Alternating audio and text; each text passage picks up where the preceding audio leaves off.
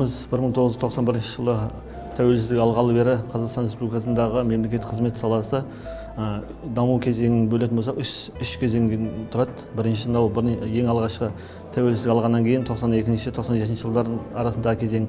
Бұл кезеңде мемлекеттің алғашқы қалыптасуы жөніндегі даму стратегиясы қабылданып, одан кейін келесі кезең, екінші кезең алатын болсақ, 97-тен 2012 жылға дейінгі.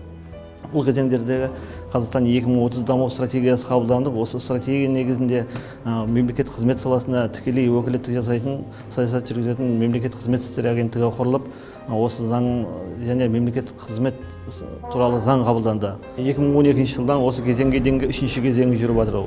Бұл Қазақстан Республикасының 2050-ге арналған даму стратегиясына сәйкес мемлекеттік қызмет аппаратын қалыптастыру бағытында 100 нақты қадам қабылданып, А-корпусы енгізілді, біраз өзгешеліктер болды. Қызметке келудің ішкі және жалпы конкурстары институты енгізіліп, қазіргі таңда үлкен жетістіктерге жетіп жатырық.